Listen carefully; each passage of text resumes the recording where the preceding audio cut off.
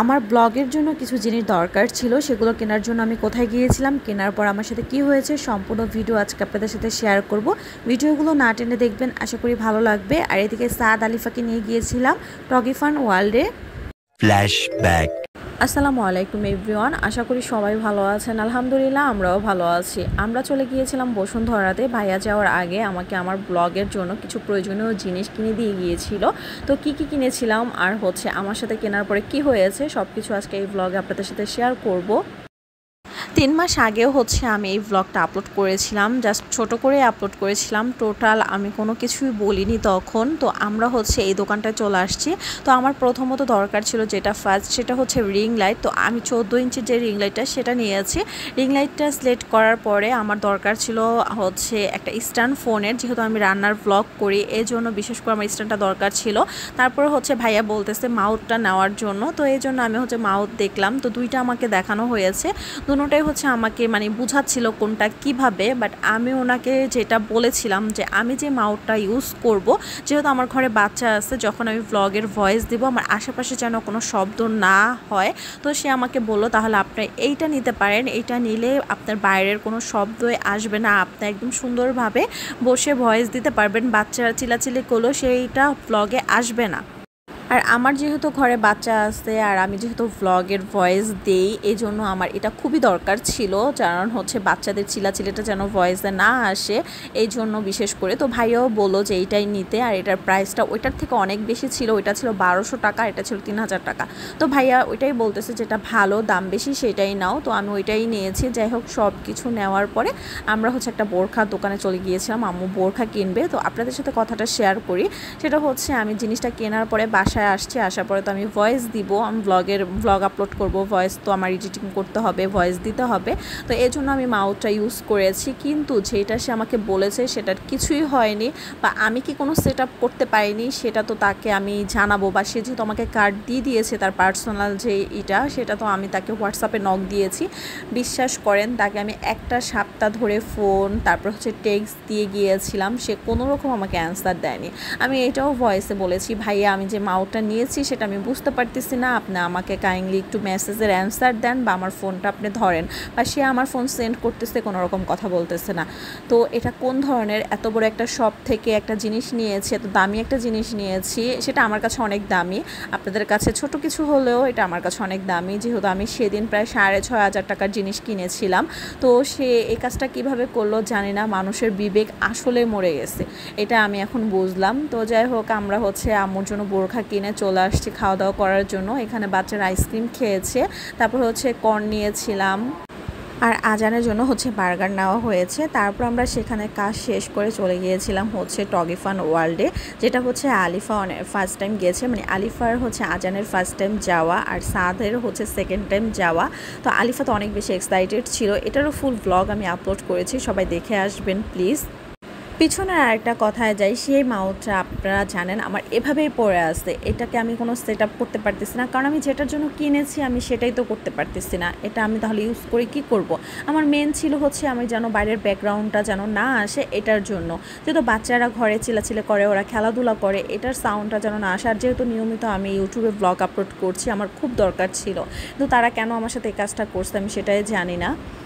আমরা কাকে বিশ্বাস করব, আমরা কোন শপ থেকে কিনবো? দেখেন, এত বড় একটা শপের ভিতরেও এরকম একটা কাজ হয়েছে, এটা ভাবতো আমার জানে কেমন লাগে। তো যাই হোক, আমরা এখানে বাচ্চারা তো অনেক বেশি এনজয় করেছে টগি ফান ওয়ার্ল্ডে, আর আলিফা তো অনেক বেশি খুশি হয়েছিল, আর আমি আর সাজ একটু ক্যারাম খেলছিলাম। আর বসুন্ধরা যে টগি ফান ওয়ার্ল্ড, এটা তো অনেক বড় প্লেস, এটা মেবি 8 তলা পর্যন্ত না যেন 9 তলা পর্যন্ত ছিল।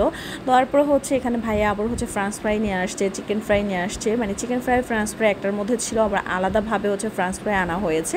তো এগুলো আমরা খাওয়া দাওয়া করেছি, সবাই মিলে খাওয়া দাওয়া শেষ করেছি। তারপরে আমরা নেক্সট আরেকদিন গিয়েছিলাম আনোয়ার সিটিতে, ম্যাজিক আইল্যান্ডে, এটা তার পরের দিন গিয়েছিলাম। আসলে আমি এমন কিছু কিছু ভিডিও আমি আমার ওই ভিডিওগুলোতে আপলোড করিনি, তাই এই ভিডিওগুলোতে আপনাদের সাথে শেয়ার করেছি। তো এখানেও যাওয়ার পরে যে বাচ্চারা কত বেশি মজা করেছে দেখেন। আমরা টানা 3-4 দিন একটানা ঘোরাফেরা করেছি সব কাজিনরা মিলে। ভাইয়া যেহেতু চলে যাবে তার আগে আমাদেরকে অনেক ঘুরিয়েছে, আলহামদুলিল্লাহ। সবাই আমার ভাইয়াটার জন্য দোয়া করবেন, আল্লাহ পাক যেন ওকে সুস্থ রাখে, ভালো রাখে। তো এখানে এই যে ইজানা আর হচ্ছে আজান, ওরা হচ্ছে নামতে পারতেছিল না, বাট ওরা অনেক ভিজেছে। ওরা এমনিতেই পানি দেখলে এমনিতে অনেক খুশি হয়ে যায়, কিন্তু বেশ কিছুক্ষণ ওরা ভিজেছে পানির মধ্যে। আর এখানে দেখেন একটা বাচ্চাটাকে কিভাবে করে নিয়ে যাচ্ছিল। আর এই যে এখানে আমরা সব কাজিনরা মিলে ডান্স করেছিলাম, অনেক মজা করেছিলাম। আর আজানকে নিয়ে ওর মামারা কি করতেছে দেখেন। তারপর হচ্ছে আমরা হচ্ছে ফ্রেশ হয়ে এখানে চলে আসছিলাম যে বাচ্চাদের রাইডগুলো, সেইখানে আমরা কোনো রাইডে উঠতে পারিনি কারণ সব বাচ্চারা খুব টায়ার্ড হয়ে পড়েছিল। তো এখানে হচ্ছে ট্রেন যাচ্ছিল। আর এখানের এই জায়গাটা দেখেন কত বেশি সুন্দর। আসলে আমার কাছে অনেক বেশি ভালো লেগেছে ম্যাজিক আইল্যান্ডের এই জায়গাগুলো, অনেক সুন্দর একটা পার্ক। আমি ফার্স্ট টাইম এত সুন্দর একটা পার্কে গিয়েছিলাম। এদিকে হচ্ছে বাচ্চারা মিলে খেলা করছিল। এটা হচ্ছে জেব্রা, এটার উপরে হচ্ছে ইজানা আর হচ্ছে আলিফা বসেছিল। ওরা খুবই টায়ার্ড ছিল কারণ ওরা গোসলের পরে ওরা কোনো রাইডে আর উঠতে পারে নাই, এই জন্য ওরা হচ্ছে এখানে একটু খেলাধুলা করেছে। এখানে মামা হচ্ছে মোয়াজকে ছবি তুলে দিয়েছিল। আর রাতের থেকে আবার ভিডিওটা আমি শুরু করেছিলাম। তো রাতে দেখেন আমরা সব কাজিনরা মিলে অনেক মজা করেছি। আমার ভাই দেখেন কি ডান্স করতেছে, এখানে আজান ছিল, আমার কাজিনরা ছিল, আমরা সবাই মিলে অনেক বেশি মজা করেছি। আর রাতে হচ্ছে খাবারে ছিল ইলিশ মাছ ভাজা। যেহেতু আমরা হুটহাট করে হচ্ছে আমরা মাওয়া যেতে পারবো না, এই যে মাওয়ার সব কিছু আমরা বাসাতেই রেডি করেছি। এখানে হচ্ছে ইলিশ মাছ ভাজা ছিল, এখানে ছিল ইলিশ মাছের লেজ ভর্তা, সাথে ছিল হচ্ছে বেগুন ভাজা, সালাদ, আর হচ্ছে ভুনা ডাল করা হয়েছে। সবাই মিলে খুব মজা করে খেয়েছি, আড্ডা দিয়েছি। আসলে যে দিনগুলো চলে যায় সেই দিনগুলো অনেক বেশি মিস করি আমরা, মানে এত মনে পড়ে। আর এই ভিডিওগুলো দেখলে আমার বিশেষ করে আমার ভাইয়াদের কথা অনেক বেশি মনে পড়ে। আমরা কিন্তু এখন আর সেই আগের মতো আড্ডা দিতে পারি না, ভাইয়ারা চলে যাওয়ার পর থেকে অনেক বেশি মিস করি তাদের। তো এখানে হচ্ছে খাবার বেড়ে দিচ্ছিলাম সবাইকে, আর এই যে সবাই মিলে খাওয়া দাওয়া করছে। আমাদের কিন্তু ফ্যামিলির মধ্যে আমাদের ভাই বোনের বন্ডিংটা অনেক বেশি ভালো, কারণ হচ্ছে আমাদের কাজিনরা, আমরা ভাই, আমরা সবাই মিলে কিন্তু আমাদের বন্ডিং অনেক ভালো। সবাই দোয়া করবেন আমাদের জন্য এরকমই ভালো একটা বন্ডিং সব সময় থাকে। আর এখানে হচ্ছে আমি আমার খাবারটা নিয়ে নিয়েছিলাম। তো এই তো আলহামদুলিল্লাহ সবাই মিলে খাবার শেষ করেছি। আর রাতে দেখেন আজান হচ্ছে ঘুমিয়েছিল, সে হচ্ছে অর্ধেক রাতে, মানে রাতে 2টা বাজে তখন এই যে এদিকে একজন হচ্ছে পাউডার দিয়ে দেখেন মুখে কি করেছে। এখানে আয়াজ বাবাও ঘুমায়নি, আজান ঘুমিয়েছিল কিন্তু আজান উঠে কান্নাকাটি শুরু করেছে। এখানে দেখেন সাত কত পরিমাণ দুষ্টামি করতেছে। আর এই যে আমাদের আয়াজ বাবা, সে তখন একটু ছোট ছিল। আর এটা যেহেতু 2 মাস আগের এই ভিডিওগুলো ছিল, আমি অল্প অল্প করে ক্লিকগুলো নিয়ে আপনাদের সাথে শেয়ার করেছি। এই ভিডিওগুলো তখন আমার আর শেয়ার করা হয়নি তখন। সাত তো অনেক পরিমাণ দুষ্টামি করতেছে। আর তাদেরকে আমি হচ্ছে সাবস্ক্রাইবার শিখাতে আমার মনে হয় পুরো দাঁত পড়ে গেছে, এরকম একটা অবস্থা। এদেরকে বলতেছিলাম যে তোমরা সাবস্ক্রাইবার বলো। সে হচ্ছে মানে বিশেষ করে আমাদের সাত তো বলতেই পারছিল না, তাকে অনেকক্ষণ যাবৎ শেখাচ্ছিলাম। তো সকালে ঘুম থেকে উঠে এই যে ভাবি চা রেডি করেছে, চা খাচ্ছিলাম। আর এখানে বাচ্চারা তখন ঘুমিয়েছিল, যেহেতু ওরা রাতে অনেক টাইম পর্যন্ত জেগেছিল, এই জন্য ঘুম থেকে উঠেছে অনেক লেট করে। আর এখানে হচ্ছে দুপুর থেকে আবার ব্লগটা শুরু করেছি। দুপুরবেলা হচ্ছে এখানে সব কিছু রেডি করা হয়েছে খাবারের জন্য, সবাই মিলে একসাথে খাওয়া দাওয়া করেছে। সেদিন হচ্ছে রোস্ট পোলাও রান্না করা হয়েছে বাচ্চাদের জন্য। ওরা বলতেছে ওরা রোস্ট পোলাও খাবে, এই জন্য ওদের জন্য রোস্ট পোলাও করা হয়েছে। আর বড়দের সবার জন্য হচ্ছে মাছ মাংস সব কিছুই করা হয়েছে, ডাল ভাত। আমরা যেহেতু ডাল ভাত খেয়েছি এরকম। তারপরে হচ্ছে বিকাল দিকে একটু বের হয়েছি সবাই মিলে। এই যে আমরা হচ্ছে শনি একরাতেই ব্রিজের নিচে একটা হোটেলের মতো ছিল, সেখানে বসেছিলাম কারণ তখন বাইরে প্রচুর বৃষ্টি পড়তেছে। তো এখানে বসা ছিলাম আমরা, যেমন নারায়ণগঞ্জ হচ্ছে স্ট্রিট ফুড খাওয়ার জন্য। এখানে সাদ বলতেছে ওনাকে লাচ্ছি খাবে, তো তাদের জন্য হচ্ছে লাচ্ছি নেওয়া হয়েছে। ভাইয়া সিঙ্গারা নিয়েছে, চা খেয়েছি।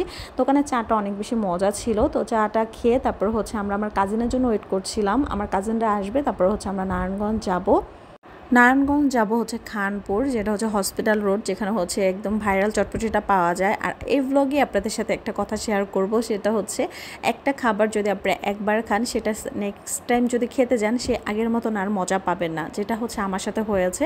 তো এই যে আমরা হচ্ছে বাসে করে গিয়েছিলাম, কারণ এত পরিমাণ বৃষ্টি হয়ে আছে, আমরা কোনো রকম সিএনজি রিক্সা, আর রিক্সাতে তো আসা সম্ভবই না, সিএনজি পাইনি, এজন্য আমরা বাসে করে একদম সুন্দরভাবে চলে আসতে পারছি। মানে একদম নারায়ণগঞ্জ চাষারার দিকে নেমে তারপর আমরা একটা রিক্সা নিয়ে চলে গিয়েছিলাম হচ্ছে হসপিটাল রোডের ওইখানে, মানে কালীবাজার।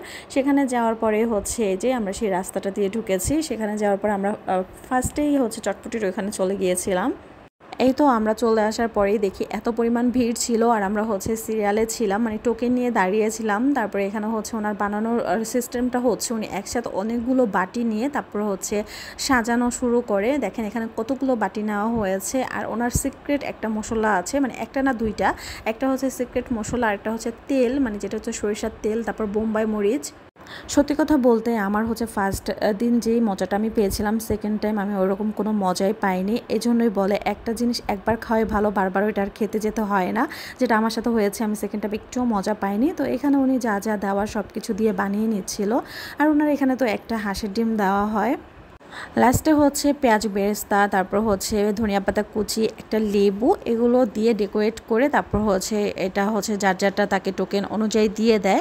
তো আপনারা সবাই কিন্তু আমার ইউটিউব চ্যানেলটা সাবস্ক্রাইব করে দিবেন। আমার ভিডিওটা যদি ভালো লাগে লাইক কমেন্ট শেয়ার করতে কিন্তু ভুলবেন না। আজকের মতো ভিডিওটা ছিল এ পর্যন্ত, দেখা হবে নেক্সট কোনো ভিডিওতে। আল্লাহ হাফেজ।